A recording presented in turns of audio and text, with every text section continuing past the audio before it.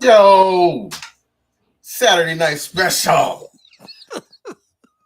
Shelfspace is on your mobile devices and your laptop, wherever you're watching us on, man. Shelfspace, the podcast, is back for a Saturday night special. That's right.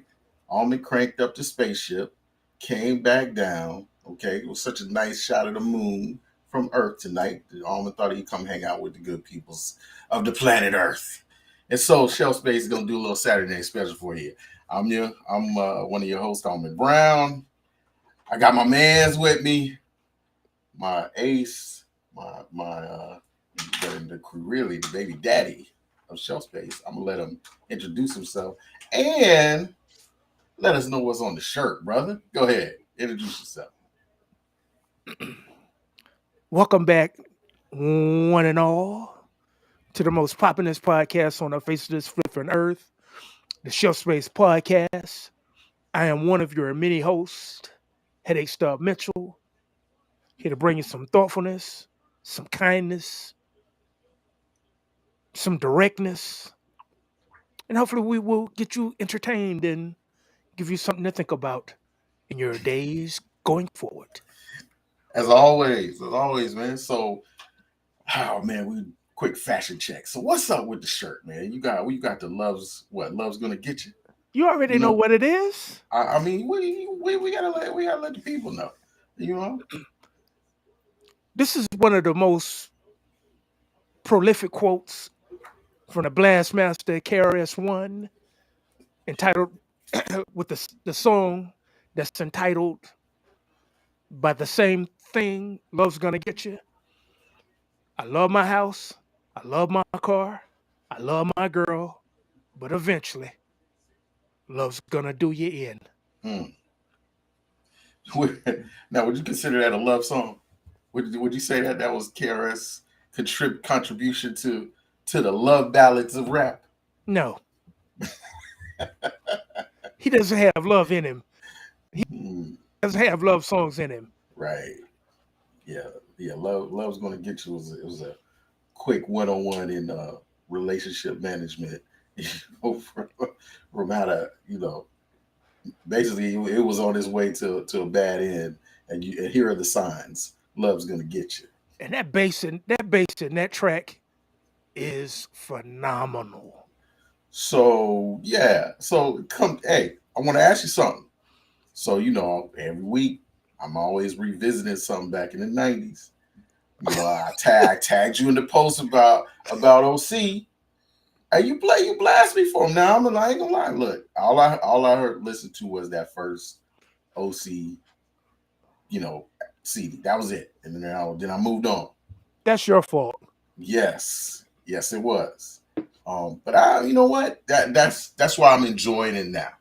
Going back and listening to some of these rappers that I might have ignored or just touched a little bit back then, and now I can go back and enjoy it. So, but so you've been following OC since then? Ever. Okay. What you like He's about His storytelling is on par. I said some mixing between this just below Slick Rick, which him? Yeah, nobody can top, period. yeah. And then it's like right above Ghostface. So I sandwich him in between them two.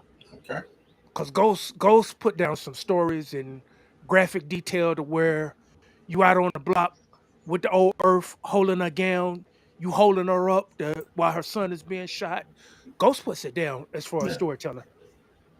yeah.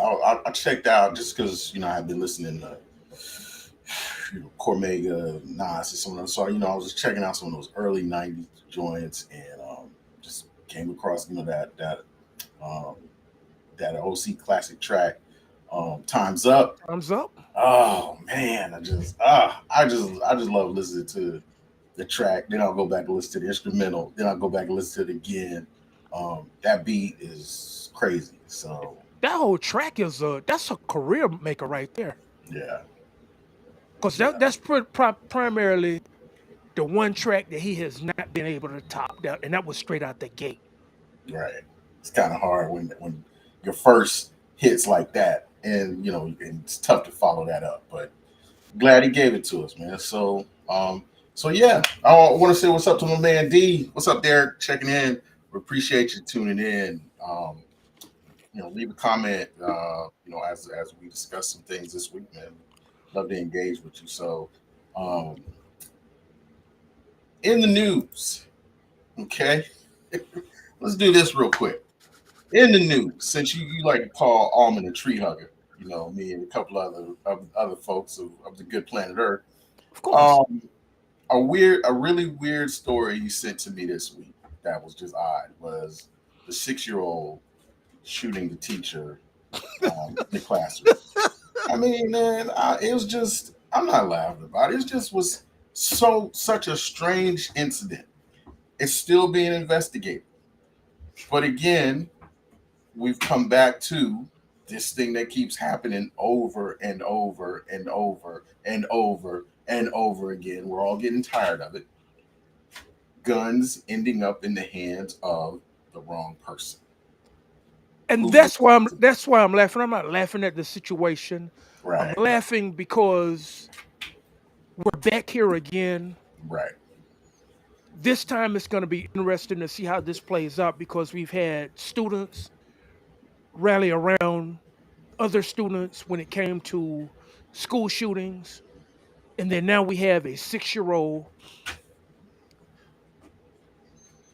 that feels the need that he has to have a gun for whatever reason, gets into the altercation with the teacher, and gives it to her right in the stomach. I'm having a tough time even processing that. I'm just From what standpoint? just first of all, it's 6 years old. Okay, to even understand to take a gun and load it, point it, shoot it at somebody. I mean, just the force for I don't know what kind of gun it was, but just all of that just doesn't. It just does not compute Okay, and the that a reason, 6-year-old could do that. okay, but in The our force, last the, the in strength our to even pull the trigger.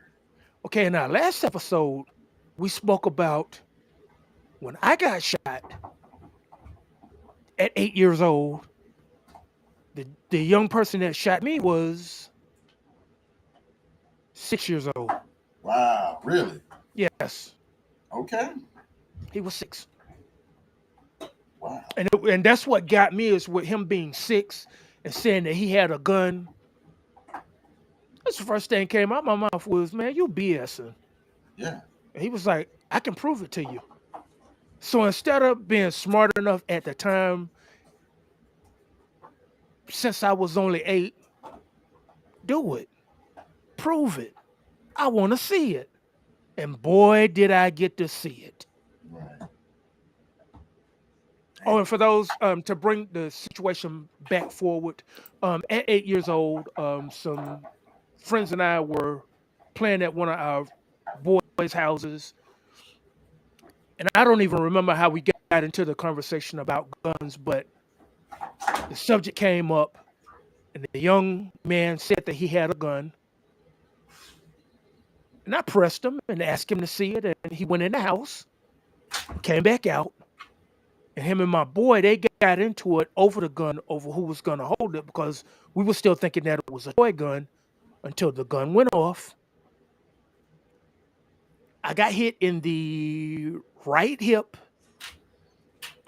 and I did not know that I was hit until I went to step off, and I fell flat out, which brings us back to 2023 with a 6-year-old taking a gun to school, brandishing it over an altercation with his teacher, and gives it to her right in the stomach.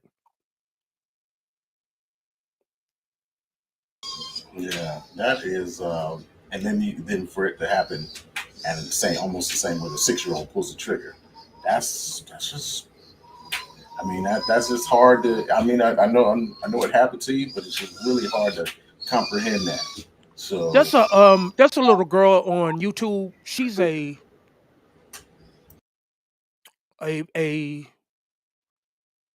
well-to-do YouTuber herself, and she's about 7, maybe 8 years old. And that's the way she holds the gun, where she holds it like that, and she has to take her index finger and her second finger. She has to take them both together in order to hold a gun with enough with enough strength to be able to pull the trigger.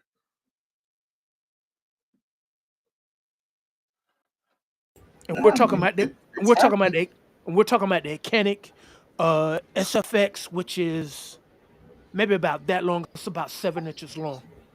It's about 6, 7 inches long. And she It's holds it happening. and she holds it. And like I said, she takes those two fingers, she slides them right there into the housing, and she pulls the trigger.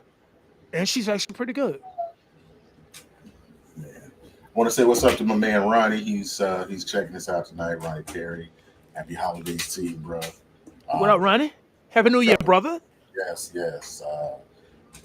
Happy New Year, many blessings to you. Drop a comment in the chat box.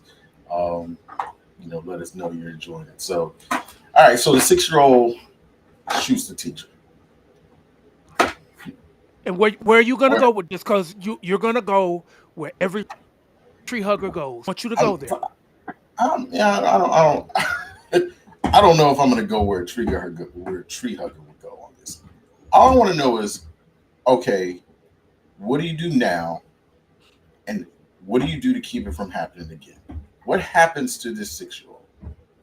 What happens to the parents of the 6-year-old?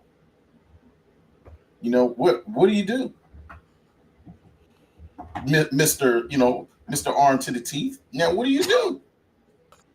What do you do now? You want to call me the tree hugger? All right, I'll play the tree hugger role.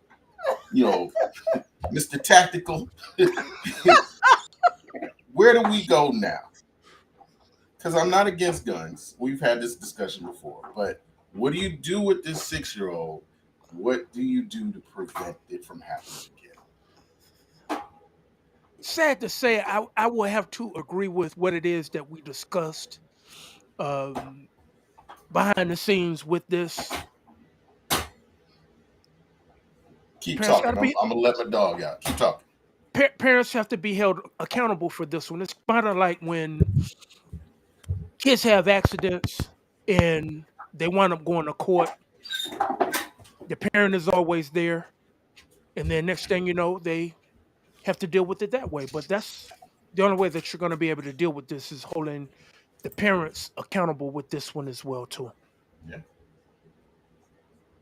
Because my thing with this one is and normally where tree huggers go, the first thing that they say out of their mouth is, "Where does a 6-year-old get a gun?"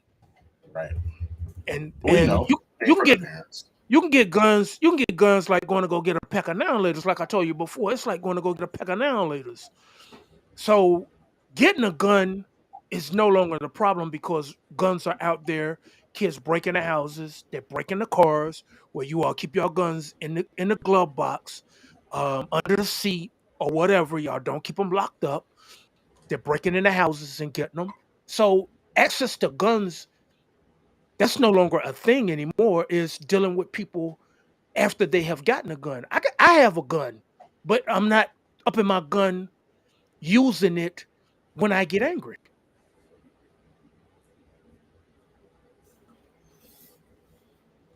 Because I'm not giving up my Second Amendment rights for nobody.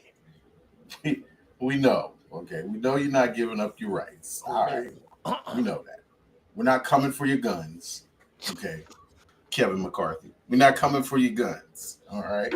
That's what you say, tree hugger. You But need to get the guns off the street. There's but too we many guns on the well, street. but we're gonna have to do something about this. You can't have teachers constantly feeling that, you know, their lives are in danger or being threatened. because Nobody should feel like their they don't life know. is that dangerous. Okay, so what are we gonna do? What are we gonna do?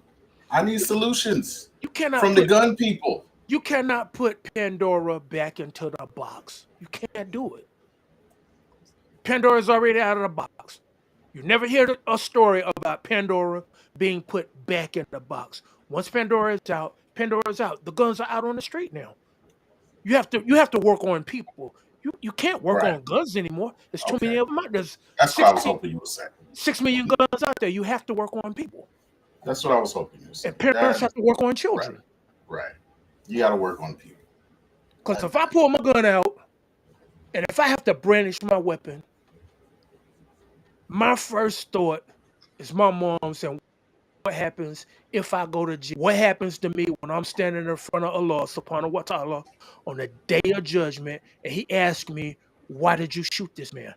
And he brings the man out and I have to look this man in the eye and tell him why I shot in front of God on the day of judgment. And I don't want to do that. I'm prepared to, but I really don't want to. But that's what guns do. They destroy. They destroy. The guns don't create. They destroy. So if you pull it out, you're destroying something. Am I right? You know, That's part of we're one of trying the to. four fundamentals is never Right. aim your gun at something that you are not willing to destroy. So when it has destroyed something, then you've used it properly. So I mean, anytime you pull it out, then you got to know. Yeah, I would imagine There's you're, consequences, there's you're right, repercussions, and there's you're defending decisions yourself. that come along with that. And a Right. lot of people are not prepared for that. Yeah. Like I said, I mean, I am, but for me, with the military being trained in the military, that has kind of helped me with that one a whole lot. Right. Okay. Well, I think we both agree, and we've had this discussion before. It's going to be the people are going to have to make a change. But I wanted to switch gears real quick because it's been a really tough Yeah, discussion this yeah, week. yeah. Um, you know, a tough discussion for Almond Brown because Almond got jumped on by you. Almond got jumped on by UGA. But Almond has some allies too. Who agreed with it. Like who? So Like who? there was some folks out there that commented on it that agreed with what I was saying.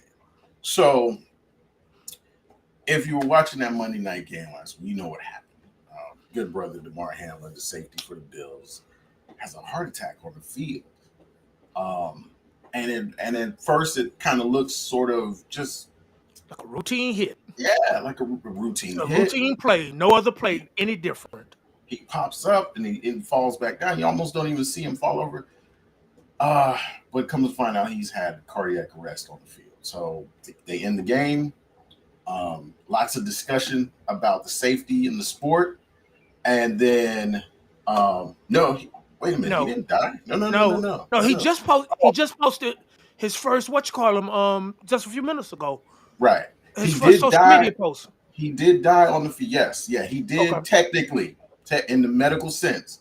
I want to say he died on the field, and his heart stopped in the truck also. So yes, Insurance. yeah. So of course they end the game, and immediately, almost the next day, the discussion. Everyone's trying to be respectful, but Skip. We love Skip. Skip. Who Skip. loves Skip? Skip. Who Skip. loves Skip?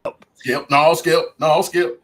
But it's so Skip sends out a tweet, and I think it was, and I feel like the tweet was just misread by a lot of people because he does say in the tweet that the game is irrelevant compared to what happened, but he's stating the obvious that this wasn't just but let me take a shot at UGA. This wasn't the Cardinals versus the Falcons, okay? Which could have not been played. It didn't matter if that game was played or not. It doesn't bear anything on the season. But this was two of the top teams in the AFC basically battling for a position that would determine playoff seeding. And I get it. We're saying, no one is saying that this man's life is not more important in the game. But I think what Skip was trying to say is that the NFL does, and they did. The NFL has to make a decision on this game, because it affects what everything that's going to happen in the next coming weeks. And so a lot of the comments were F that, F this, game ain't important, damn a game, da da da da. I'm like, I know, yes, the man's life is absolutely more important than the game. But this game sets up so much of the scenario in the AFC that you have to have some type of resolution, some type of outcome for this. You have to. So, my dog, you got to have a resolution. And a lot of people didn't agree with that.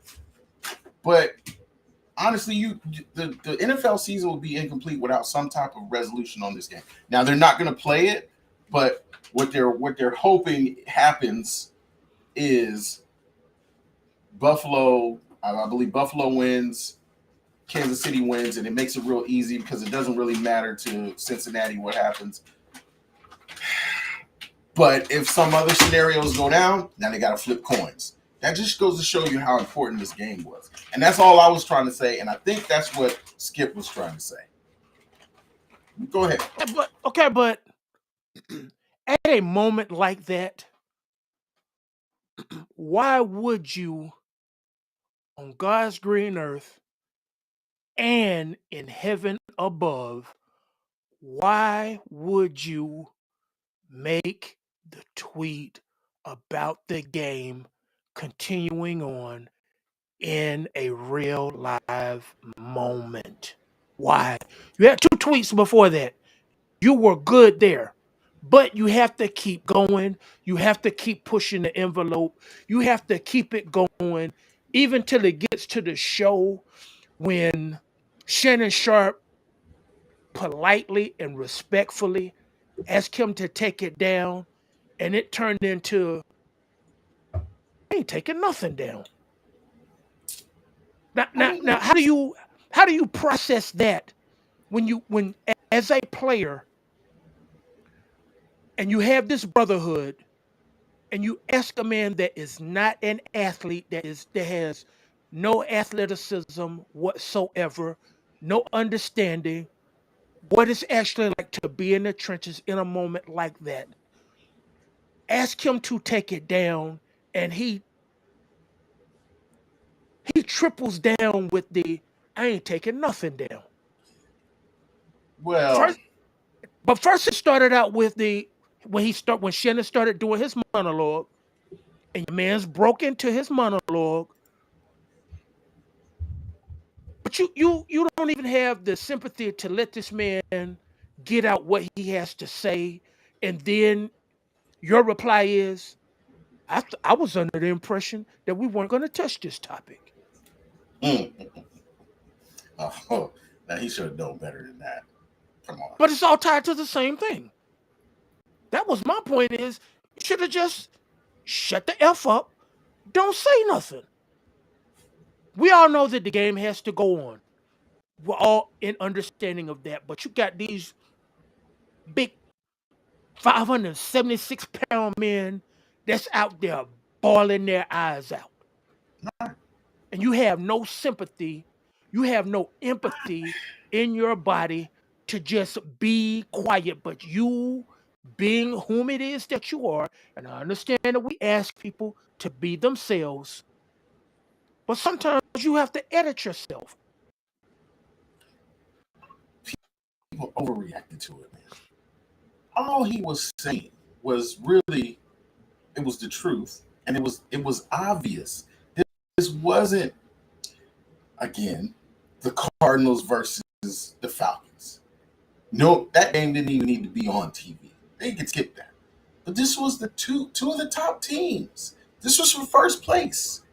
This was for first place, and it was going to determine the seeding in the playoffs and eventually the road to the Super Bowl. So yes, the NFL they got to consider to do something. They can't just not play it. There has to be some type of And that's what he was saying. But I feel like when he said, the magnitude is crucial to the regular season outcome, which suddenly seems so irrelevant. Why is that not okay? Now, if I'm Skip and Shannon came to me and said, take it down, I would have done it. I would have took it down out of respect for him, for like our relationship. Absolutely. And I would have just added a tweet to that. And just say, just say, hey, out of respect, talk to my brother Shannon. And he wanted me, I'm gonna remove my tweet, okay, and just leave it at that. Remove my tweet, prayers for DeMar. Okay. And Ronnie's comment, it was the truth, but the wrong place and time to make that statement. I'm gonna take it one. I'm gonna take it. All in it though. Let's take it one step further. Let's take it one step further. I wholeheartedly agree with Ronnie's statement, and I'm gonna add one on top of it. If it was such a blatant truth, why do we have to go there? Why did they have to be stated? If it is an obvious truth, I don't have to go outside and tell everybody, hey world, the sun is shining. The sun is shining. We all recognize that the game is going to go on. But in this moment, the game has stopped. And if this game is irrelevant compared to his health, leave the situation alone, let them deal with it, and they did exactly what it is that they have done, and the game is not going to resume anyway. Now what? Now you've caused the world to get into this upheaval the way that it is, and the game is not even gonna continue on. Yeah. You know what an ugly tweet would have been? An ugly tweet would have been if Skip had just said, "We need to play this game." Period. This game needs to be played. Period. If he just said that, that's callous, it's cold-hearted. That's an ugly tweet. But again, what he said, no doubt the NFL is considering postponing the rest of this game. Truth. But how? Okay, that's the question everyone in the NFL is asking. Maybe not all the fans, but everyone, because this game was crucial, and he says that, to determine the seeding and the road to the Super Bowl. So he says, but how? This late in the season, the game of this magnitude is crucial to the regular season outcome. That is the truth, which suddenly seems so irrelevant. And that was the truth, bringing it back to DeMar's life. And I felt like people just jumped on Skip just because he said the but how. I feel like that's what everyone's like, hey, the NFL is considering postponing this game, but how? That part is all they saw. So I'm supposed to take the front end, skirt around that but how, and continue on?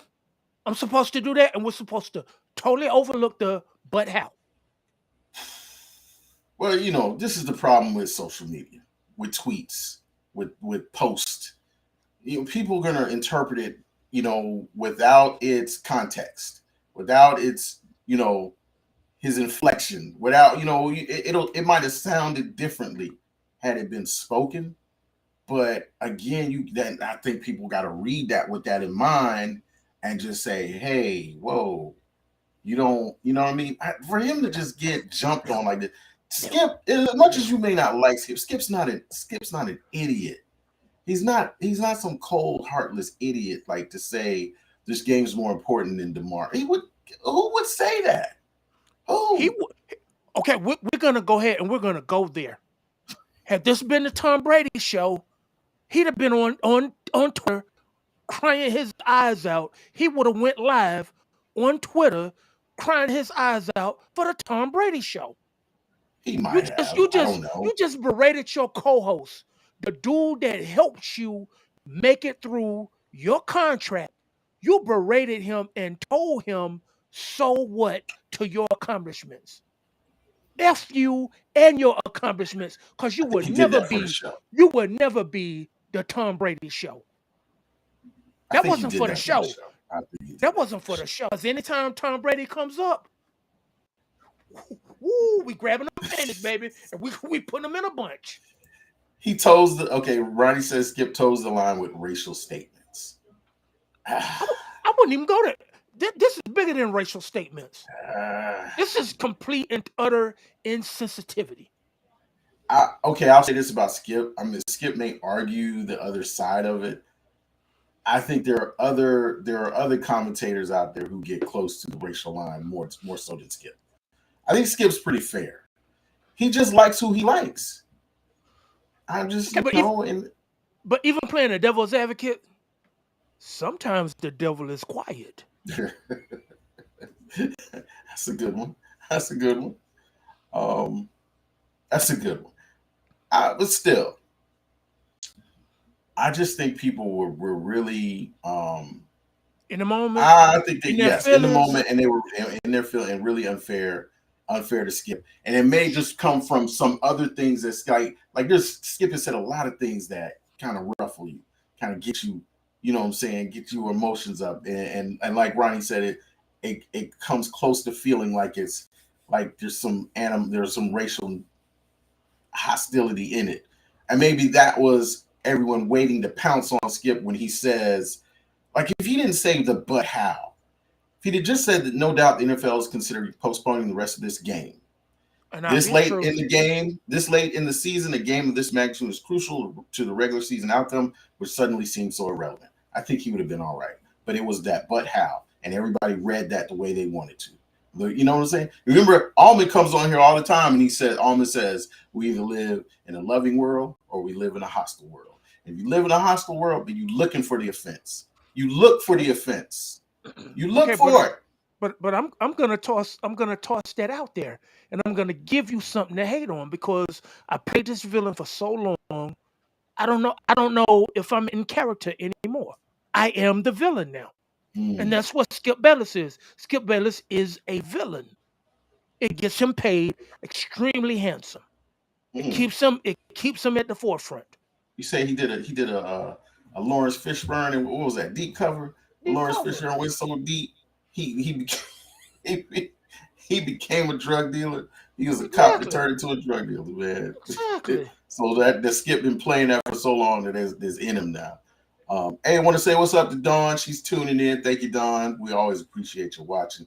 This is the Saturday night special of Shelf Space. So we surprise you. We're usually on during the week, but we just want to crack the mic tonight and enjoy you guys. So, But but back Jack, to the DeMar thing. Yeah, go that ahead. was what I had posted about the problem with Texas. It cannot answer. It cannot explain. It's normally left to people's devices, and Right. however it is that you interpret it, that is their truth. And Des Bryant, he gave his truth back. Where else Skip Bayless? The same thing with the. Have you seen the Richard Sherman? What you call him with him, Yeah. Right. Right. and how he gave him pushback, and that one wasn't pretty at all. But it had to happen. Yeah. I feel like that. You know that hatred for Skip kind of came out. It was an opportunity to unload on Skip some things that people have been mad about from other stuff that he has said. Um, Yeah, here's Don's comment said he made a statement about the outcome of a game before knowing the outcome of the injured player. That was what so egregious to folks. I think. Okay, that's fair. That's not That's a thought. fair. That's not a thought. That's That's a fair. fact. That is a fair statement. I'm not gonna argue against it. I am gonna say, even though people were not saying it, everyone associated with the NFL, including especially the Bengals themselves, because this was important to them, they were going to say, well, what about this game? And I feel like you could do both. You can care about DeMar at the same time and say, what about this game? It doesn't mean No, you're you can't. disregarding No, him. you can't. No, I, you I can, can't. I No, can, you yes, can't. I can. No, Yes, no, I you can. can't. No, I you can say, cannot. you know No, what? you cannot. That's my guy. I want to pray for DeMar, and I want to make sure he gets well. Suit Yeah, I up. would love to hear. I would Suit up. love to hear. I would love to hear that he's doing well. Like that night, because me and UGA talked about this. I don't feel like he was like, "Do you think you could play the game?" I'm like, "No, I would need to know that he's doing well, like he's stabilized and he's doing our, you know what I'm saying? If I know that he's safely at the hospital and there, he's in the best hands and he's stabilized, then I probably could refocus on the game. But it is, you know, I'm gonna give you a real life story, real life incident. Okay, I saw it happen. I understand why these guys were so shook up about it. So a few years ago, we were at an AAU tournament. Walking to the gym. It's actually down there at Payne College. We're going to the gym, and there's a kid laying on the ground. And it just happened. Kid passed out. Okay, so we're like, the game is paused. We take our seats. We're watching. We're like, well, what's going on? Yeah, kid passed out. He went up for a layup, came down, just kind of crumpled, fell to the floor. I was like, well, did he hit his head? No, no, no. Everybody's kind of assessing it. Well, Shimmy's a nurse, so she goes over, assesses, what's going on. Kid's not breathing. So they immediately, go into CPR, life saving, techniques. So, we'll just start doing the process. And there's this is when I find out that there actually are defibrillators in. I didn't even know they were in there, but they're on the wall in these places. You can go get them. So the guy goes and gets it, puts the leads on, puts the protection on, boom, man, and they're doing it. Like, and the same time trying to bring this kid back because he's not breathing. And I'm looking at it, and it is very emotional because I'm watching this kid. Yeah, Ronnie, yes, thank you, Ronnie. Ronnie was there. I'm watching this kid. That's right, Ronnie, you were right there. I'm watching this kid who was just playing a basketball game. He is completely dry, not a bead of sweat on him. He's brown skinned, so he's brown skinned kid. I see he's turning ashy, and he's not breathing. And I mean, I'm sitting there just watching, but I'm watching everybody tend to him, and I am starting to cry because I can see he's losing his life. I can see it. that the life is leaving him. Right. You can see it. And we're just all focused on him and just emotional and crying and just telling, come on, kid, come on, breathe. They get him back, they get him to the hospital. Sort of the same thing that happened with Damar. He's in the hospital for a few days, but this kid, makes full recovery. But I understand why those men were crying like that, because when you watch that, when they're doing CPR, they're trying to save your life. They're trying to bring you back, and you can see, I don't know how to explain it, but you can see the life leaving them. You can You see know the what I life mean? leaving them. They're Right, slipping away. exactly. But guess what happened? That game went on. I'm not saying I agree with it. That game went on. That tournament went on. I don't agree with it. I don't. But what I'm saying is you can do both. As soon as that game ended, his team went to the hospital to go see him. As soon as it was over.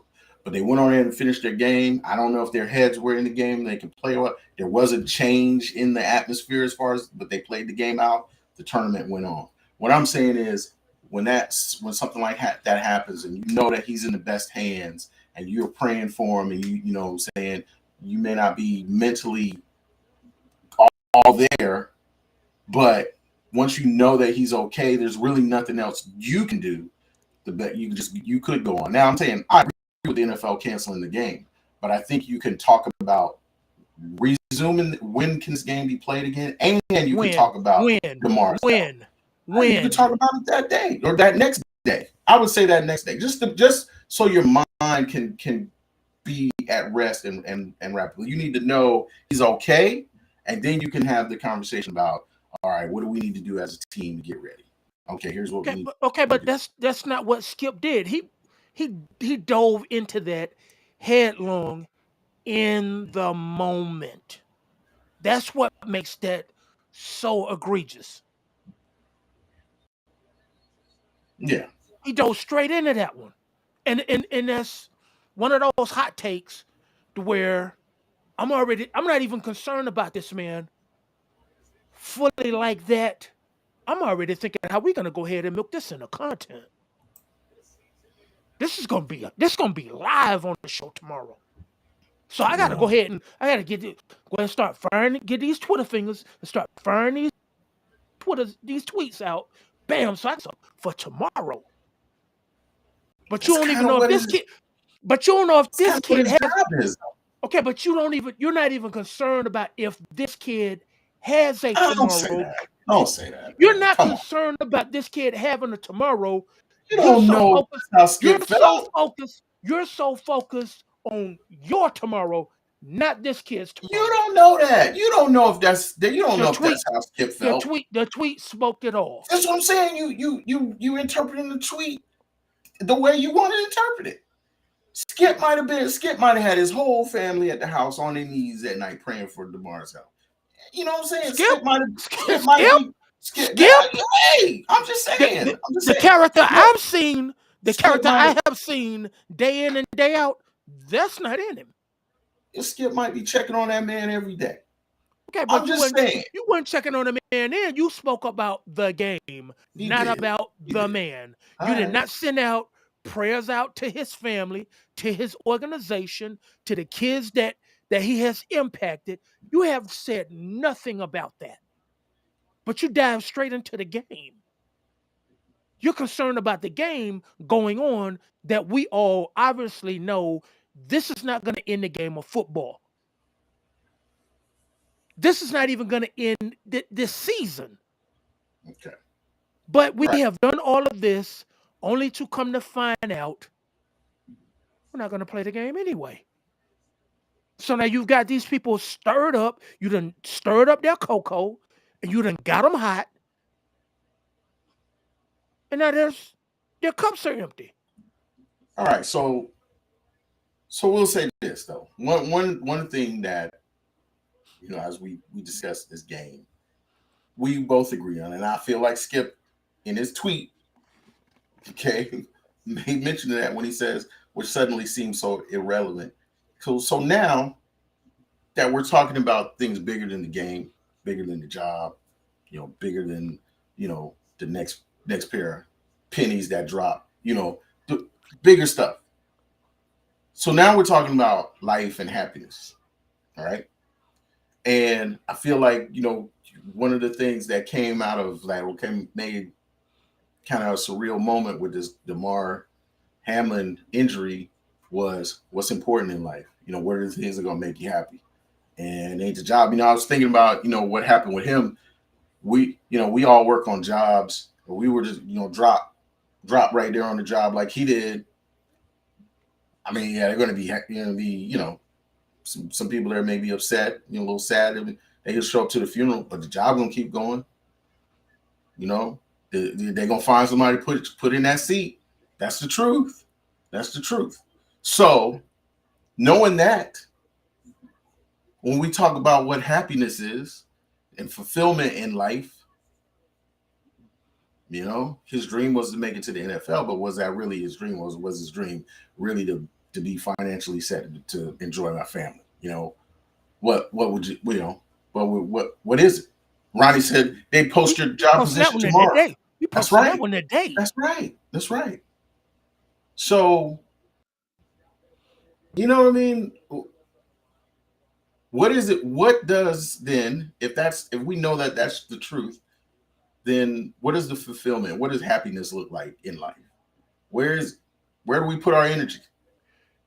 The crazy thing with that one is, and tying him into this situation, on one of my news reports today that I got in, it's one of his first statements that he wrote down after he came back, after he was able to start communicating. Who won the game?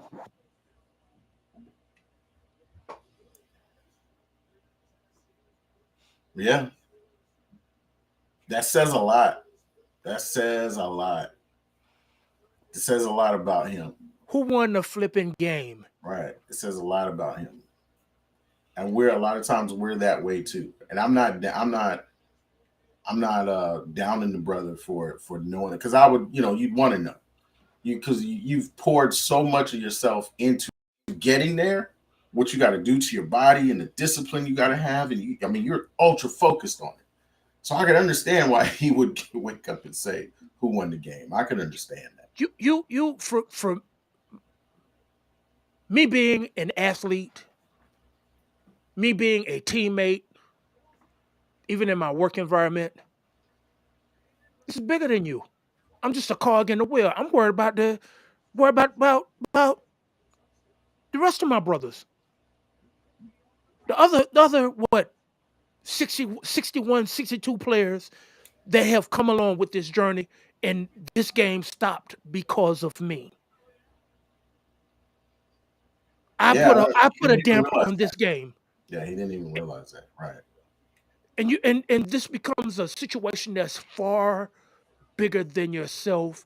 Yeah. Happiness is the same way. The question that I ask people about their level of happiness is, what do you rank your happiness between 1 and 10? 1 being at the lowest depths of hell, 10 being sitting right next to God. Where is it? And if it's not a 10, what will it take for it to get to 10? And a lot of people, they don't have an answer. They don't gauge where they are as far as their happiness. They don't even A lot of people don't even know what happiness looks like. And happiness is not walking around all giddy, the life of the party, slapping people on the butt, and having a good time. That's for me, that's not happiness. For me, Well, I think happiness for me everybody's ha- gonna define it differently, though. but for me, happiness looks like having peace of mind, Mhm. knowing whom it is that I am, and enjoying the moments that Allah subhanahu wa ta'ala that He is giving me, even at times when I feel like I don't deserve them. Well, probably could wonder. We'll never know, but it would say, you know, that unfortunately Demar did lose his life in that incident, and just wonder what would he, if you could talk to him after that, would say was most important for him. Um, was it the NFL, or was it family, or was it what he was able to do?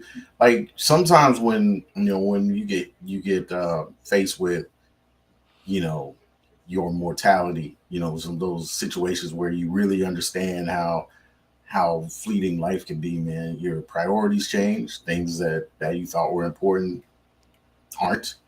Um, and I just feel like that just goes to show how he got there to that level. That cat's dedicated. He's dedicated. That football means a lot to him. But now, does he look at the sport and say, "Do I want to do this again? Do I want to keep playing?" I saw a video or an interview. Forget what sports show it was, but they were breaking down like his career, his short career, but how much money he's making. He hasn't been in the league long enough to be fully vested. You know how the league's pension plan is set up, how the league's health care is set up, and he's in a situation really where if he was to stop playing now, his money stops. He hasn't played long enough to get that money that would take care of him if an injury made him walk away from it. He has to keep playing. So does he come back from this and say, "I'm going to head back on the field"? Sounds like he loves the game. Sounds like he is, but what if he's faced with this situation that this may happen to you again? You're one of those people that this can happen to again. That young brother that I saw at that basketball game that coded twice. They had to bring him back. He had to stop playing because he has a condition that he didn't know about. He ended up, like, hey, but he graduated. You know what I'm saying? His parents are happy he's there, and they still stay in touch with Mida over social media, man. And so, what do you do? Kind of what brings us around the running statement of, if he could, would you guys suggest that he continue to play? One of my boys, he asked me, we were talking, and he was like, "You playing a game, greatest game of your life. Clock is ticking down. You take one more shot, and you will be crippled for the rest of your life. Do you take that shot? I looked him No. dead in the eye and I told him, I'm taking that shot Are you gonna be crippled for the rest of your life? for the rest of my life. I'm No. taking that shot. No. And the reason I'm taking that shot, I'm not taking that shot because of me. I'm taking that shot for them other dudes that has entrusted me with this ball. And I'm putting it all on the line. Mm-mm. And he was like, but you are so selfish.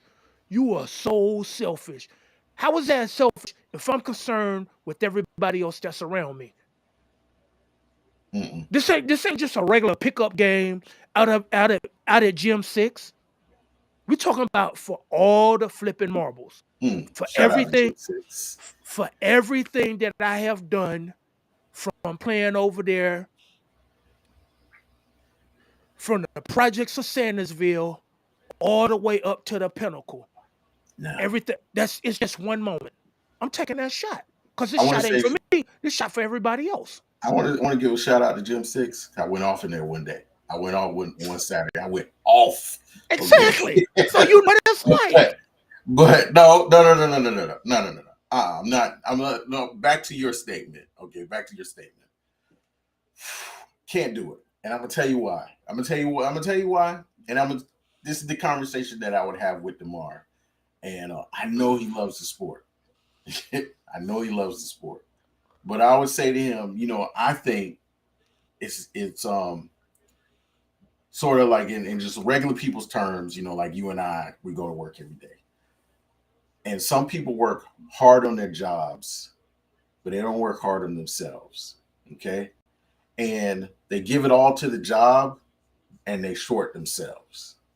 And I think here's a situation that's what you're just describing is a situation where you're willing to give it all to the job or to the task at hand, but you'll short yourself. And I think I would want people to be the opposite. Want to, you know what? Be good at your job, but work harder on yourself because if you work harder, you're going to be a better person. You're going to be more productive. That job may not be where you need to give it your all at.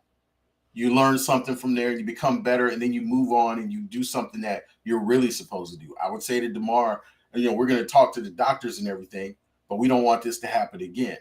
So maybe what has happened to you means you could take what you've learned and what you've become, and you can move on into something else that is sports related or NFL related, where you can really have an impact on thousands of people's lives rather than getting back out on the field and say something like this happens again and then you die. You know, that's what I'm saying.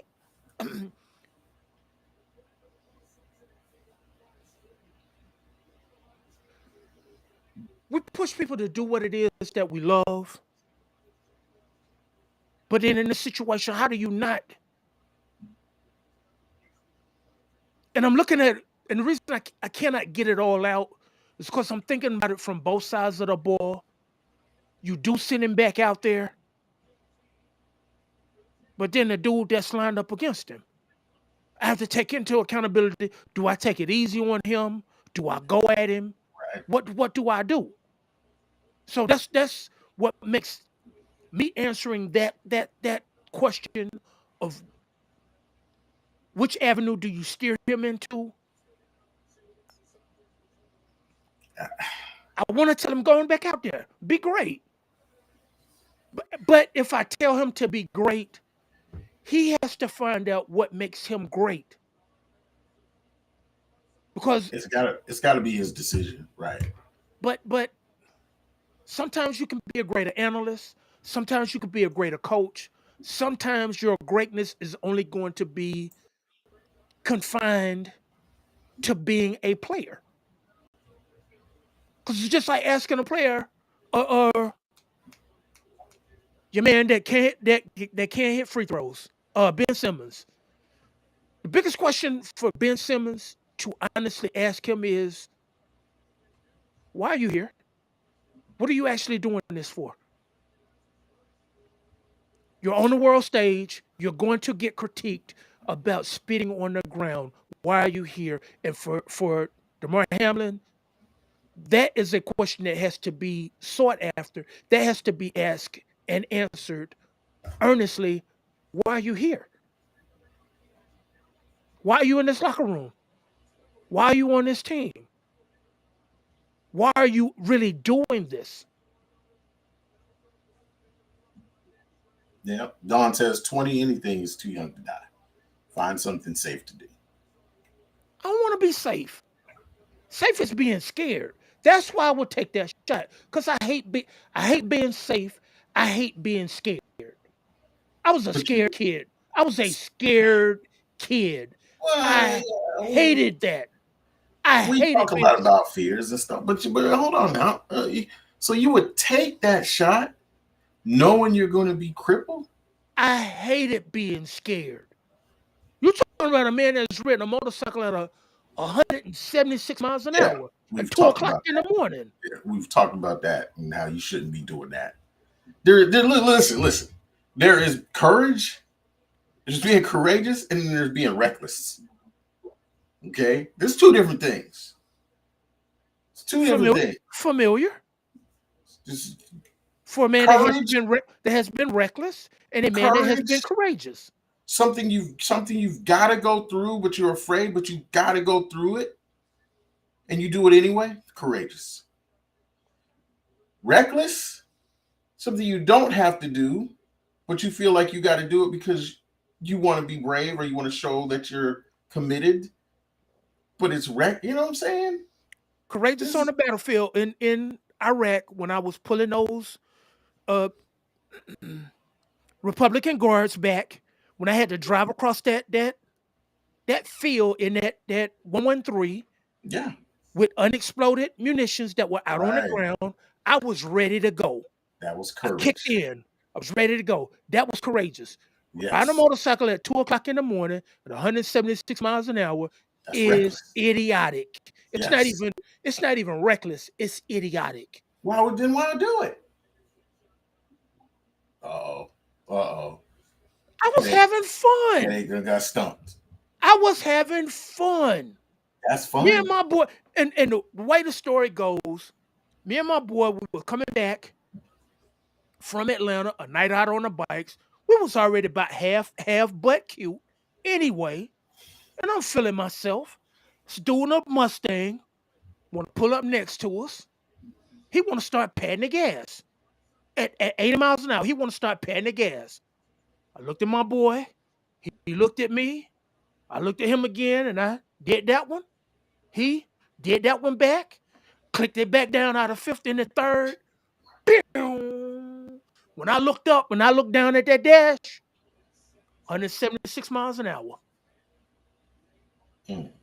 wide open. So when you do something like that, when you read the newspaper about a motorcyclist hit a wall, whatever, 2 o'clock in the morning, out late, it happens. You hear about these stories all the time. Biker goes down, loses his life. What no? I'll take that one, Ronnie. I'll take that peer pressure. No, answer my question. Come on. Now, When you what read was that in the paper, when you read that in the paper, how a biker lost his life, being reckless, like you just described. I understand it. I understand it. There is an adrenaline rush at making it from Old National all the way down to I-20 in 6 minutes. That's like a 15-minute ride. But to make it from one end to the other in 7 minutes, that is a rush. I love, and I'm not even using the ED version. I love that. Okay. I love the rush. I love the adrenaline. I love that power that is in that 1000, that GSXR 1000, balls to the wall. I ride reckless. I'm not All even going right. to sugarcoat it. I ride reckless. And when I started out riding, first thing I'm not going to get over 80 miles an hour. I'm going to treat it like a car. And then Right. 2 weeks later, if I can get in, I'm getting in. I want a booster. The old lady does not want me to have a booster. Oh, I wonder why. The, the old lady really don't want me on the 1000. I wonder why. For her What could is what could for her possibly be the reason? for her is be safe. Sit in the house. Sit next to me. You gonna get hurt. You gonna die. You might as well just go ahead and take one of my guns and shoot me in the flipping face now and get it over with. Ronnie said, "Hey, come to Richmond County with that. He gonna be looking for you." Do that. Because if I get a 520, I'm back at the house. I'm back at the crib. I, look. We're talking about what does happiness look like, and it is different for everybody. So if you're getting some type of rush or some type of adrenaline from it, okay, I don't want to say I understand it because I don't want to encourage that because I do think it's reckless. It But is I do, reckless. but It's I do idiotic. think that we are looking for that feeling, that endorphin that you get from that high that you get from that. Maybe you can find it in something else. I mean, happiness. Well, the question is, what does it look like? For everybody, it's all different for everybody. But I think it's internal. It absolutely is. It's It something has that to be. no job is going to give it to you. No motorcycle is going to give it to you. No relationship is going to give it to you. It's inside of you. It has to Got it. be. It has to be.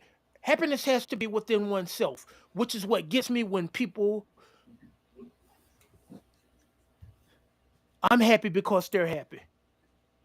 Then when they're not happy, then what happens to you? And when I asked my boy that, I asked him, I said, what is it that makes you happy? Oh, dog, long as my girl is good, I'm good. If she happy, I'm happy. Now, So your girl get up and she take up and she leave right here and right now. Does she take your happiness with her? Crickets. good question. Good question. Crickets. So I'm not on that cliche stuff. I have to be good for expense, but if you're not good, that can't stop me from not being good. I have to be good for me, coming from where I have come from when I wasn't good, when I did self deprivation, when there was the doubts, when there was the uncertainty, when there was the you're not good enough. I was my own worst critic to becoming my own biggest fan. If you're not happy, sweetheart, I can assist you. I can't make you happy. I can assist you with your happiness, but I can't make you happy. Yeah, but now look what you've done is you've replaced that self-defeating, feeling that you have that not good enough, and now you've replaced it with reckless, you know, life-threatening activities to make you feel more powerful, or is it? I mean, what? That's only Why? a small. That's only a small narrative, because I look at my accomplishments. That basketball that's sitting right on top of that bookshelf there. That's one of my crowning moments of coaching basketball and having those young men sign that ball. We won no games. We lost every game. Every Hold, single hold on, I gotta cut game. my cam. I gotta cut my camera off. Don't cut the camera off. Leave it on. Leave it on. I want this to be organic. Leave it on. Oh my god! We Oh lost my god! every single Oh my god! game. And they signed the ball. And these kids signed the ball. But you my crowning moment and what makes that ball special, Oh that man, was this my kid. bad. Man. I don't be laughing, bro. Yes, you I do. don't be laughing. That was I this don't kid. be. That was this kid that did not score anything whatsoever the whole entire season. Did he sign the ball too? This young man, but he worked the hardest. And he wasn't an Okay, athlete. all right. He was not athletic, I'm gonna give him but his he was props there now. because his friends were there. That's the only reason why he was there. Last play of the game of the season, this man scores on a free throw. Oh, then you know what? Hey, That's what makes that ball there that's so good. special because of one signature on that ball, and it was something I've always wanted to do. I've always wanted to coach. I mean, I'm proud. I'm that. Listen, coaching that's admirable. I appreciate that you do that and you spend it because it does have an impact on those young people that you coach. Uh, but I'm just wait. How many games y'all win again? Absolutely none. So what they sign the ball for? Did Be, you write the Did you write the record on the ball like be, 0-10? because I wanted it. All right, I'm gonna stop. I ain't gonna laugh at you. I mean, Go ahead, because for as much trash as I talk, and as for much business as I give people, that's your way of giving it back to me. I expect to get it back. so it's good So though. that But look, let me kill my camera. Shimmy, I need you to come in here and come pump on my chest. Shimmy, come back home and come pump on my chest. I earned that. And I'm glad that you gave it to me live. I mean, well, hold on, man. So I just they signed the ball, right? So at the end of the season, y'all got all together, y'all signed the ball. And I asked them to Yeah, sign it because right. that was for me. It was Did y'all not write it? about Did y'all them. write the team name on it? You wrote the team name. I don't know. What you Like I said, said, Coach I, Headache. I just wanted the signatures. So all of that extra stuff, all of that didn't mean Hey, nothing to me. did you This have a young copy? man, Did you have a copy of the schedule up, and you wrote the scores next to it, like each exactly, loss? You had exactly, each loss written down. exactly. And them L's kept piling up, one after the other. Oh, man.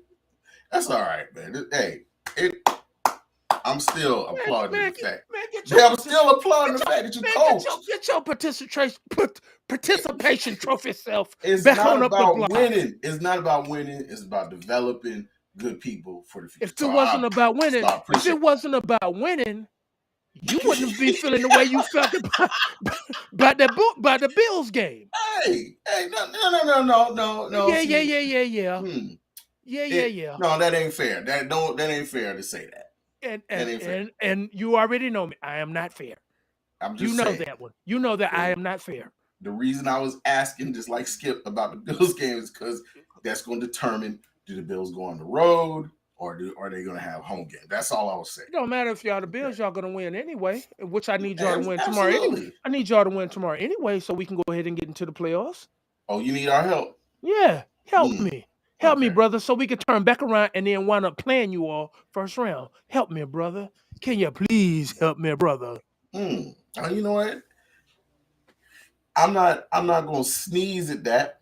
If it's Miami that the Bills got in the first round, I mean I ain't gonna sneeze at that. But that ain't happening. We win tomorrow. We're not worried about it. Not worried about Okay. it. But So now back to this happiness thing. yeah. The question is on board for you now. Okay. On a scale from 1 to 10, 1 being the lowest depths of hell, 10 being sitting right next to us upon a water, Okay. where are you on your level of happiness? And if it is not a 10, what would it take for you to make it to level 10? Oh wow, that's a good one. So okay. So the way I process that is I think Almond may be in a little different grading scale than a lot of other people because I feel like my happiness is at a level 10 because every day I get to work on me and what I want out of life. And I feel like everything, I feel like everything's available to everything that I want to do is available to me. I can make it happen. And so I wake up every day positive, with that feeling. So I'm happy because I feel like another day to work on it, another day to do something that's part of my dream or part of my mission, to do. So I'm like in a good mood a lot of times because I do feel happy. And it not to say bad things don't happen, not to say, the rain, the rains come, the winds blow, whatever. But I just choose to, again, the Almond motto, I just choose to be happy. I choose to live in a world that's a loving world. So I say a 10. I just say a 10. So right now you're living in bliss. Everything is perfect. The world is the greatest place to be. There is no problems. There's no issues. There's Yeah. no development that you need to do to get you to a higher place to be a better person. Right, right. Okay. See? No, no, no, no. I'm gonna say Okay. because I don't think there's no living. I don't think there's living. I just think the way people just describe living in bliss, they may describe it in a different way than I'm seeing it. I just feel like being able to wake up every day and go after what you want and work on bettering yourself and work on your goals, your aspiration. That is like that's the best life you could live right there. That's the best life. If you woke up every day, you didn't have a goal, you didn't have anything that you're striving for, you're basically waiting to die, then you ought to be like at a 1 on your happiness level. But if you wake up every day with something to look forward to, that's as happy as it. That's as good as it gets. It's as good as it gets. Okay. One of the scriptures I live by is like Ecclesiastes 7, chapter 7, verse 11. I read it somewhere like as a teenager, man. It just stuck with me. When times are good, be happy. When times are bad, consider God made one as well as the other. That's the key to life. That's it. That's it. It's the rain's gonna come. Just know God made both. So if that's the case, I might as well be happy about it. Okay, but there are a lot of people that it rains in paradise every day and Yeah. they have no umbrella. Yep. I don't want to be one of those people. But guess what though? You can't stop it. You can't Sure, you stop. can. You can't control the outside forces. If it's gonna rain, this is what I heard somebody say. If it's gonna rain on you, learn to dance in the rain. Oh, look at you. No, Boy, that hit you like a oh, truck. no, That there hit is you like no, a Mack truck. no, because you're talking Learn to about dance in the rain. you talking to a kid that had stick boat races in the gutter while it was raining. Oh, When we them were took good them days. twigs and you Yeah. enjoyed it. Yes. So yes, it is going to rain. Yes, it is going to monsoon. Yes, there is going to be torrential rain that is coming at a horizontal level. I get all of that.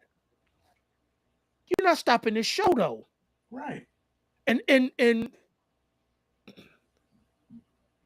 at this stage of the game, I don't know which it is that I detest worse, my job or the people that I work with. Because you can put trained monkeys into these same positions from the top to the bottom and it could function well. But with these people, so-called teammates, Mhm. I work with a bunch of Kobe Bryants, where everybody wants to be the star of the show. Everybody is so great at their job, they can tell you how to do yours. I work with a bunch of losers, God, and I they hope are they're not watching. comfortable with losing. I work with a bunch of Atlanta Hawks because JR. Whoa, hey, Wait a minute. hey. Junior Ryder, when he You can't came count that from team. I know. Yeah, yeah. when He Junior was Ryder with came from Minnesota.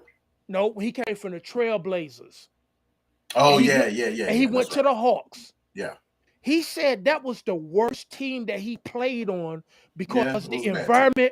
the environment inside of the locker room, show up to work, I'm gonna get paid. Whether I win, lose, or draw, I'm still gonna get paid, and then I'm gonna go home. He said We, that the environment in the locker room, everybody is fine with losing. And he said, I'm not a loser. right. We don't talk about that Hawks team. that J.R. Ryder, Jim Jackson era, we don't talk about that. Exactly. My We point don't talk about that. exactly. My That was a point bad. exactly. Everybody want Yeah, to do Ice Tray now. we don't talk about that era. But I get what you're saying. But everybody's at the job trying to get their own, trying to be the Kobe Bryant on the job. But you know, maybe that's a situation where those people want to be great at they want to be great at their job. I worked with people like that before. They want to be great at their job, but them as a person, it's suffering. But they put so much into the job, doing their job, telling you how to do your job, plotting on somebody's position because they think their happiness is going to come from the job. That's the No, dangerous part. That's where people are in I think in danger mentally, mental health wise. They're in danger when they feel like the happiness is going to come from something, the job, or when I get this Hayabusa, or when I get this girl, or this guy. Um, you know, it's never enough. yeah, they're gonna find out how empty it is, right? It's never enough. I've gone through that stage of my life where if I had this, if I get this, if I get to a state, I mean a status where I can buy this, if I can get these girls to fall down and lick the ground I walk on, it's gonna be great. And it wasn't. Okay. It wound up being another of, she all right. Yeah. Which is where I am now. You're all right. Until you show me something different. I've had your kind before. Show me something else. So even with my shoes, at one point in time, if I missed out on a drop, it was bad. But now if I get them, I get them. If I don't, I'm not good. There's so many that's here. I'm not even Right. gonna miss them anyway. And that comes from your beliefs, your core beliefs, they start to change. When you start to see value in other things, you know, we're starting to understand that that is not the happiness that I'm looking for, you know. Um, There's this endless loop that plays in my head. When is enough enough? When is enough trash talking enough? When is enough sneakers enough? When is yeah. enough this enough? When is enough? And I have to stop it.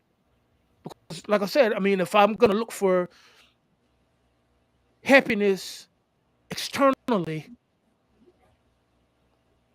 I'm never gonna You're not find it. gonna Just like exactly. You're just not like gonna just find it. just like my man, he said that he doesn't chase money because the Federal Reserve ain't running. The Federal Reserve is not gonna go anywhere. So why am I chasing a dollar rather than chasing happiness? Because even once I get this dollar, it's still not gonna be enough. My mom told me a story about a doctor walked away from his practice, was homeless. Best time he ever had in his life. Dr. Mm-hmm. Fishback, may Allah's peace and blessing be upon him. Dr. Fishback, thriving practice, on top of the world. But nobody saw the dark side with everybody begging, with all the stuff that he had to do to stay on top. Because once he made it, he found out that making it to the top was the easy part. Staying there and being responsible for everybody's and their happiness at his expense, he walked away from it all. And she said that was the best time he had in his life. I've gone through a similar situation myself, being homeless. I won't even say being homeless, being houseless didn't break me. I understood it. In real time, I understood it. That was one of the freest times of my life. I ate ramen noodles and hot dogs for 30 days straight to save up enough money to buy a car. I've been some places that will break people. That's probably, I won't even say probably, that is a huge source of my anger with people. Because for the stuff I've been through, and you have the nerve and the balls to come and ask me for stuff like it's nothing. I'm supposed to be fuel your happiness at my own expense. No, we're not doing that.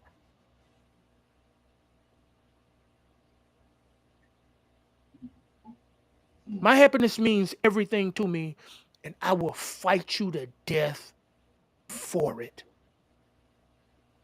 But see, why do you feel like somebody's trying to take it from you? Well, first, Because they don't let's because they don't have it themselves. And okay. because it appears that it comes so easily for me, but no one sees the battles that I have to deal with, and that's not their fault. That's my fault. So, what is happiness to you then?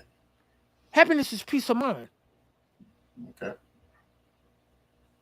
Happiness is coming to an understanding of who I actually am. Has nothing to do with what I do, because anything can be taken away from me at any point in time. A job, a family, Right. a house, cars, shoes, clothes, PlayStations. All these things can be taken away from me at any point in time. I'm still flipping good. I'm good. And it was a short story that I had written about a young man that was married to Tyra Banks. The child was kidnapped away from them, and the abductors, we want everything that you got. We want everything. Sign it over, everything. And I left the story open. I didn't say what it was that they had done. And I left it that way for the reader to follow that journey and make the decision themselves. Not be told what comes next. But you have to put yourself in that position of, what do I do? Do I give it all up for my child? What do I do? I give up everything. Everybody claims that they would until they have to. That's why I left it open ended.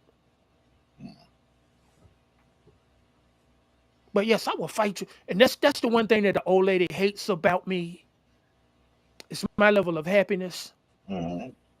Unwavering attempts at not letting her have it. You can't have it. It's mine. I will help you go find it.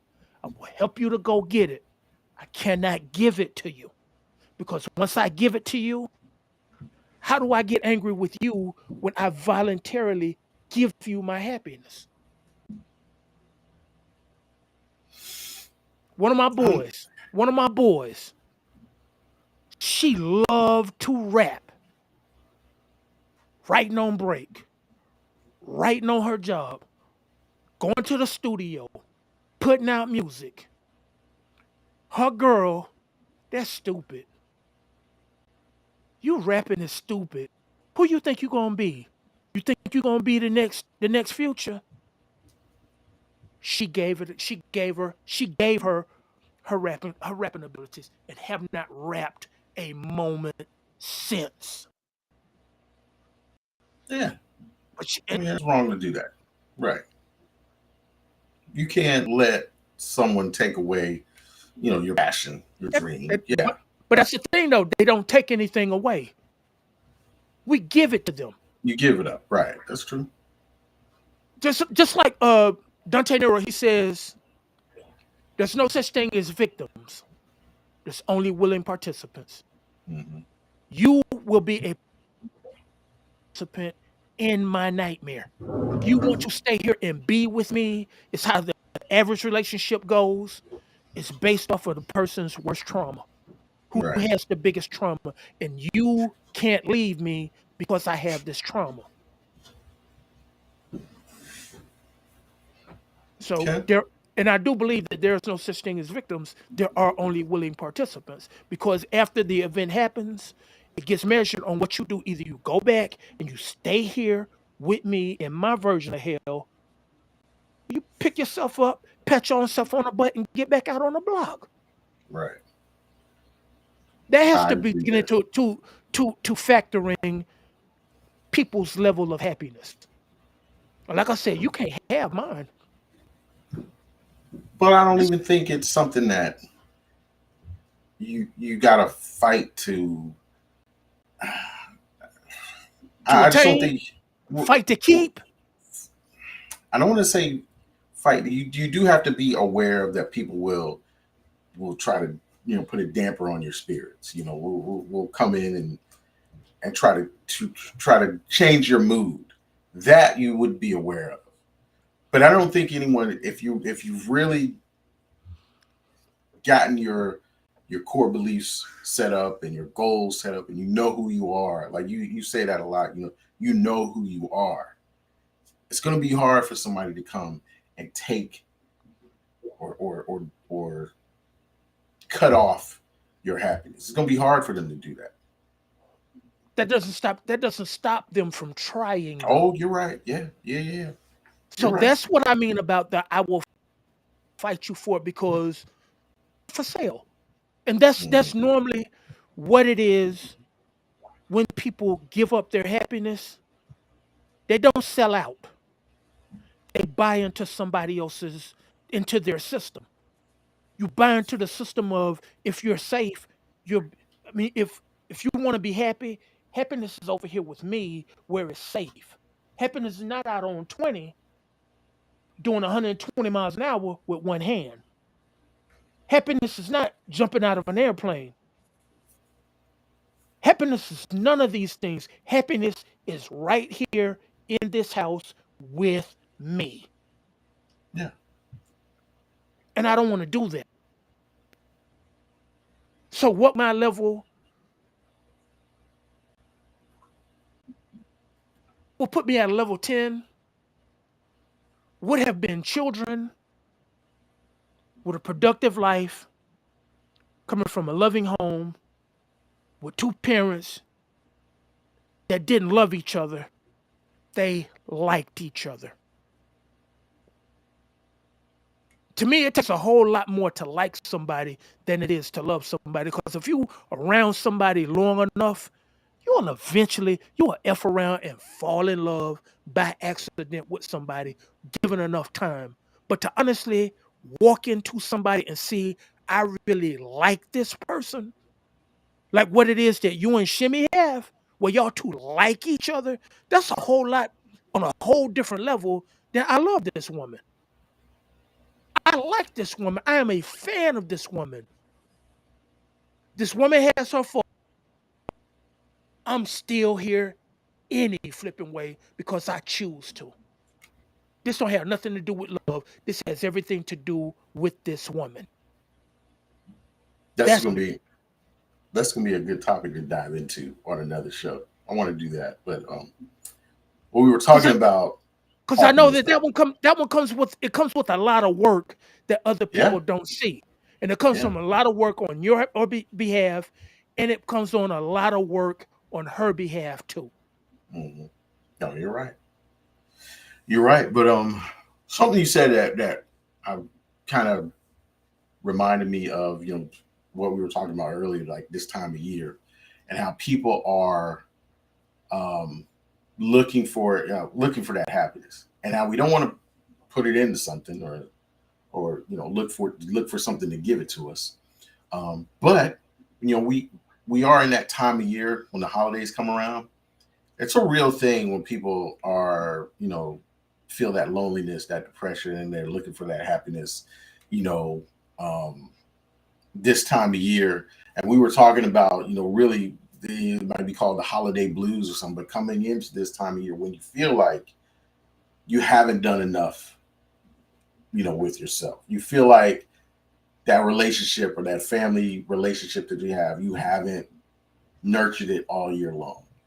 You had these resolutions you made last year that you held on for 2 months, 3 months, and then now the end of the year and you're no closer.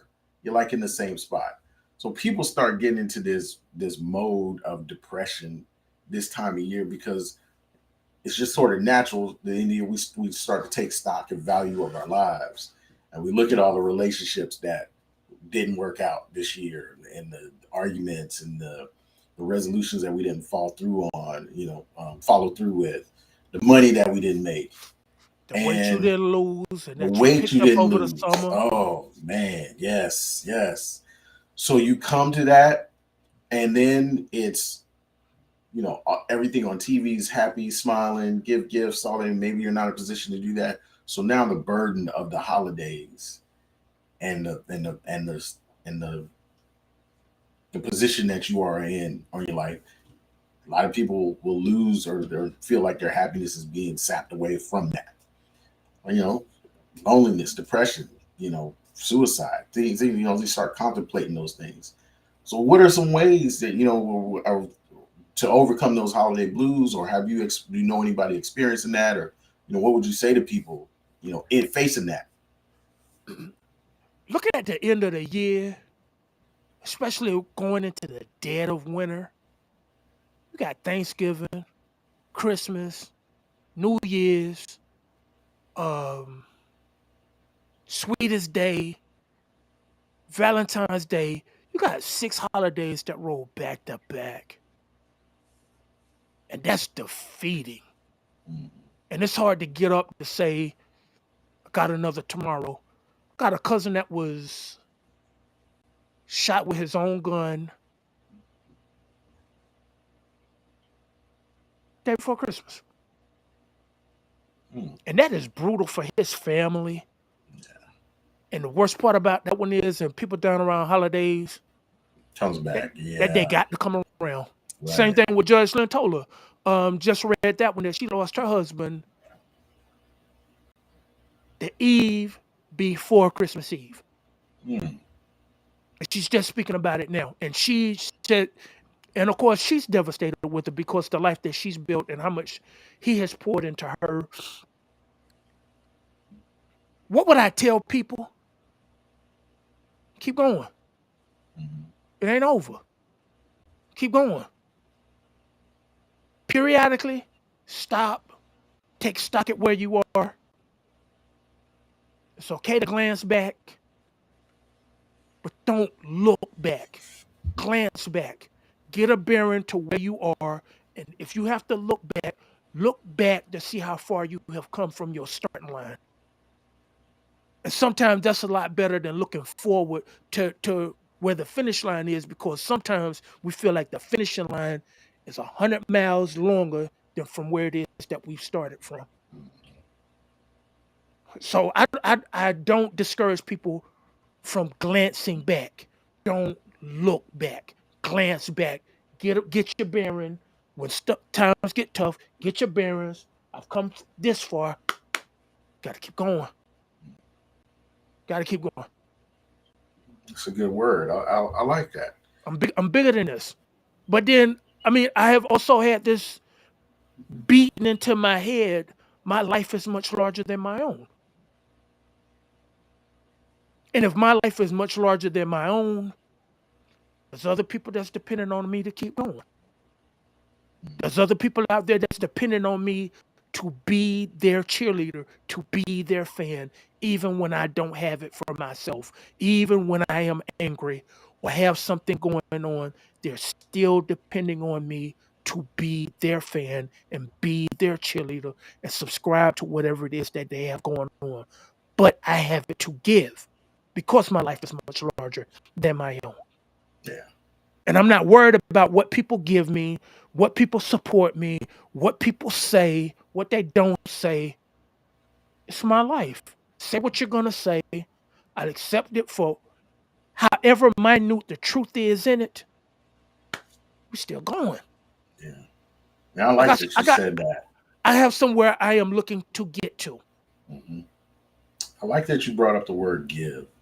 I don't know if people, sometimes I think people don't understand how powerful giving can be to improving your own mental and emotional health. Giving, you talked about, you working with that basketball team and just giving your time and knowledge to those kids, and how that not only strengthened them, but that also strengthened you. Something you wanted to do.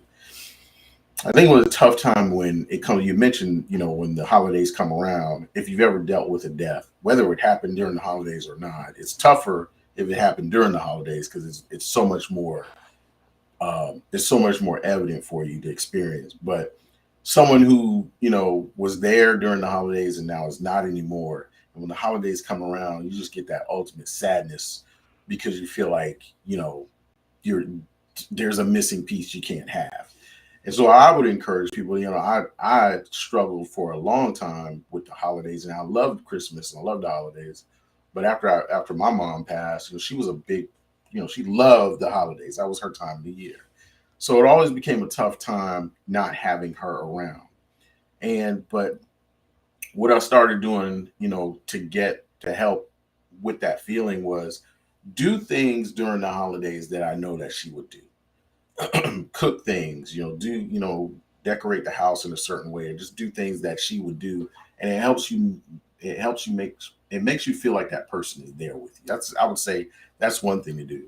And then the other thing to do is when a lot of times we get depressed about our resolutions, like you said, that weight you didn't lose or the job you didn't get, the money you didn't make, we get depressed. That really drives down your mood and really pushes you to that because you feel like you failed. And I would tell everybody, failure's okay. Failure's okay. Not trying is not okay. But failure, you talk to, you hear Kobe talk, you hear Mike talk, you hear all of any Tom Brady, everybody that talks about, that you see that are great at what they did. You don't really see their failures, but they talk about how their failures drove them. You talked about how your failures drove you, and it pushed you to be better. So it's okay to fall short of the mark. It's just not okay to not win. Like your basketball team that lost every game, it was okay that they lost every game. It's That's okay the they thing lost is every game, that that's the thing that I but push to not people. try. It's okay to Yeah. it's okay to lose and learn how to lose, but Yes. I am nobody not winning any game whatsoever. Right. I I still Right. found victory in it don't make me a loser. I am Right. nobody's loser. But we have a tough time with that because we're ingrained from being little kids, from little kids going up to that winning is how you measure your value. The successful is how you measure your value. You have to go and attempt something. You have to take this test. And you have to get 100 on it, and that is how your value is measured.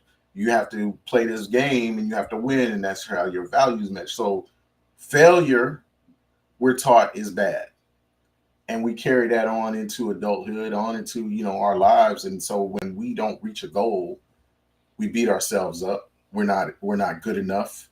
We can't get there without help. I'm not capable. All of that. So it's just something that leads to a lot of us being depressed is because we feel like all of 2022, all our big dreams we didn't reach, we failed. So we roll into 23 feeling depressed, and that's tough to overcome. My me being Muslim makes me the absolute worst for holidays because it's just another day. We celebrate Eid, and it's like one other holiday that we celebrate. Other than that, birthday we really don't celebrate. Uh, Christmas, New Year's, all the rest of this stuff. Oh, and Ramadan. So I mean, and the crazy thing about celebrating during Ramadan is everyone is on the same page. No one eats, no one drinks, no one smokes, no cursing, no sex while the sun is up. We're all on the same page. So it kind of makes you more empathetic for someone else because someone else is going on. They have the same thing going on at real time that you have going on. That is what has raised my level of empathy because even though I'm not going through something right now, somebody else is. And it kind of makes me feel stupid because my mom, she was like, my situation with my job, pray, ask God. But I feel stupid doing that because somebody right now is getting raped. Somebody right now is being tortured. Somebody right now is begging God to save them. And how do I interject myself and say, excuse me, God, these people at my job, they're acting a fool. And I stop what it is that they have going on. I break in on their call with Jesus on the main line. And I don't want to do that. And that feels stupid to me. And I understand that it's something that's supposed to happen because my mom, she was like, well, have you prayed? Have you given it to God? You already know that you're taught Islamically to lay your problems at the feet of Allah, subhanahu wa ta'ala, and leave it with him. But I feel stupid doing that because this job thing is trivial. And like I said, somebody else has it way worse than me, but then it is, I mean, there we go again with being a teammate and being concerned about somebody else more than I am myself, i.e. taking that shot so that we all can win versus saying, man, F y'all. I'm going to play it safe. No, I don't think it's playing it safe. I think it's doing your part. It's doing your part, but I just feel like anytime you're working harder on the job than you are on yourself, you're on the wrong path. And I am. Work hard on the job, but you work hard on yourself. You gotta work hard on the job to make a living. I get that, but yourself, myself. That's the ultimate. That's the ultimate job. We got to improve every day. There is an emotional connection that I have with a few people on my job, very few, less than 5, probably no more than 3. They're gonna be fine if I leave, if I walk away. But I'm still concerned. Right. But y'all would still have that connection. That you No, we still wouldn't. have that communication. No, we wouldn't. Because everyone else that has come through and they have gone, I'm still standing there holding the door. These people have moved on with their lives. These people have done whatever it is that they're going to do. Some of them don't look back. Some of them don't call. Some of them don't act like they don't see me in spaces. And that's cool. Because even if they call me now and say, I need such and such, I'm going to help. That's who I am. That's not what I do. That's who I am. And I've come to wrestle with that as being a part of my purpose of being here. Is that I'm here to be a helper. Whether I get help or not, I am here to be a helper. And that's what keeps me going. That's what gives me solace when I don't get the help that I need is keep going. Figure this ish out. Keep going. Gotta have that resiliency. You're right. You're right, man. But I got too much of it though. I have more than enough of it. I have this iron will. I will break you 5 times before you break me once. And I don't like that. Yeah, because you don't need to be in that hostile feeling like your world is that hostile. No. It's not that I No one's coming for you. it's not that, it's they do come.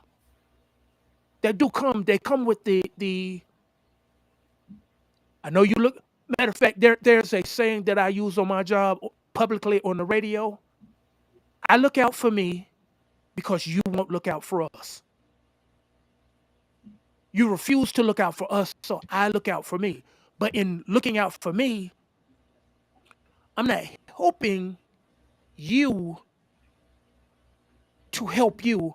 I'm helping you to help me. So I'm still looking out for me, whether I'm helping you or not. I'm still looking out for me because you're not going to look out for us. You're not going to make this a win-win situation. So I help from a on my job. I help from a selfish standpoint, and that is something that I am teaching. My desire is to teach people the same thing. Help somebody to make your job easier rather than taking the easy way out. And that's one of the things that keep me there. Yeah. All right. Well, you know what? It's been a good show. I really enjoy the engagement and the discussion. It's got me thinking about a few things too. I wanted to close out with kind of, you know, again, kind of highlight what you're reading. You're always reading some really interesting books. It's really like, I know a lot of people watching have been inspired to read or mention the books that they're reading. So, where are you right now on some of those books you picked up? Um, one needs to get back into the child support hustle. That one Ah, I have to. I have to. But like the little Latin lady that works at the cleaning lady at the hotel, excuse me, please, please, I have to make the bed. I'm on yeah. that level. I have to Okay. make the bed. I have to read that one. There's something that's calling me with that one. So with that one. I finished up the whole entire first season of Kindred. Yeah. Oh yeah. Eh. Yeah. What else did I do? I finished up the whole entire season of The Bear. Loved it. The But I Bear. haven't Now did what is that on? What the platform is that on? The Bear is on Hulu. It Okay. is about a world class chef.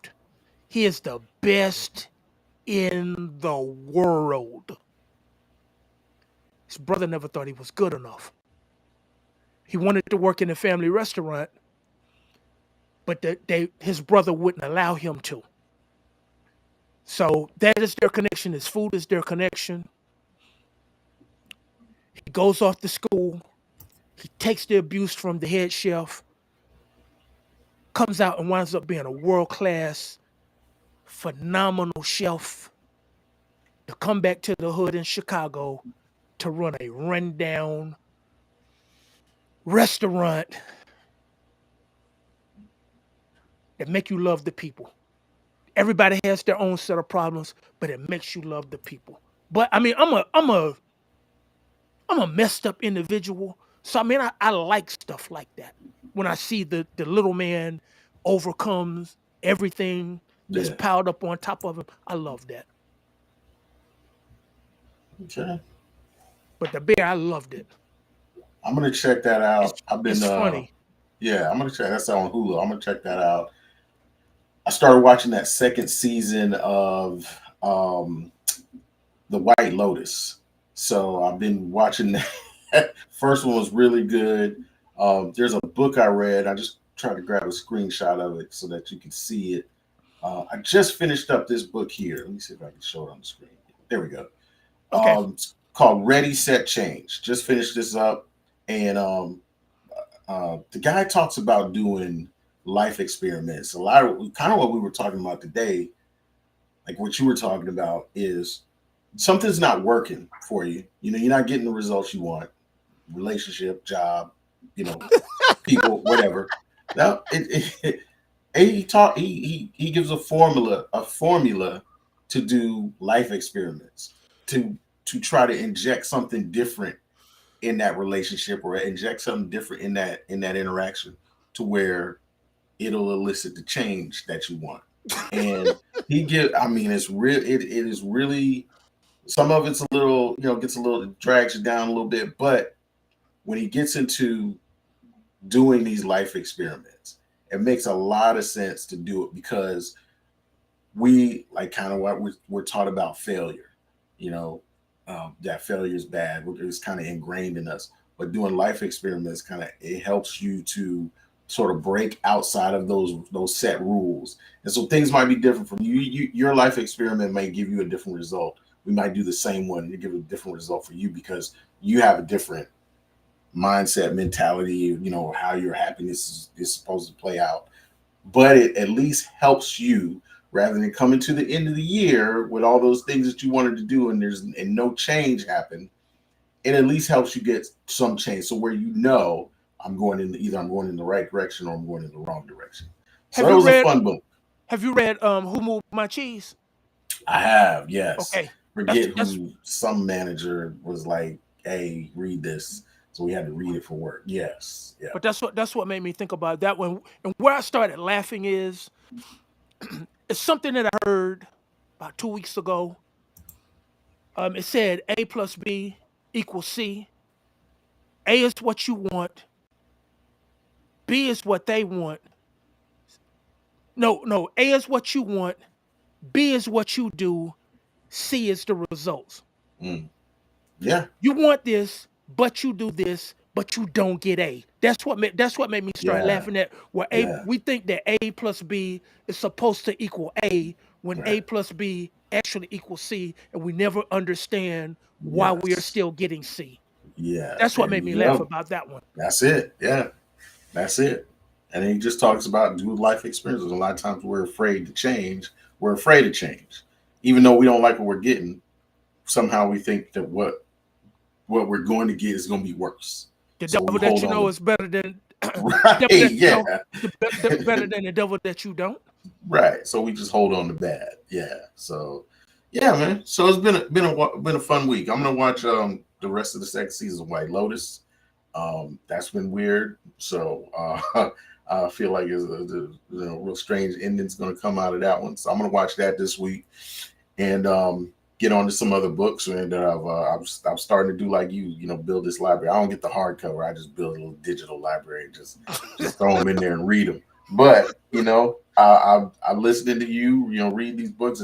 There's tons of information out there. There's tons of things that can help people.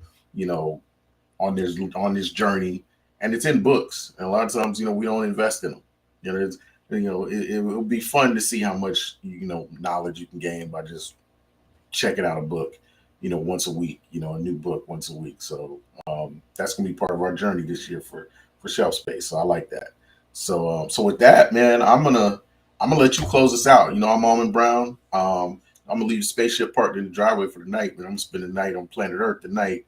Been looking at the moon through the little telescope. So full moon tonight. So watch yourselves while you're out there in the streets, folks. And I'm gonna see you next week on another episode. So I'm gonna turn it over to you to close us out. Once again, I want to thank you all for the time that you all have invested in us last year. This year, we hope to bring much more content, more relatable stuff, be able to do more, give more, try more, see more, be more. Um, Closing out with this one is coming from The Punishment of Sisyphus by the Hermit and Recluse. Learn many lessons from women. The biggest was forgiveness, and possibly generosity taught me that giving is a privilege. This year, I hope that we are able to give you all more. Um, this giving thing for me, it's cost me a lot, but I don't regret any of it. I hope that people are in a more giving spirit this year, coming from everything that we've come from, coming out of the pandemic, going back into life and finding ways to make the adjustment going. I pray for everybody. Hope that everybody finds their level of happiness. And with that being said,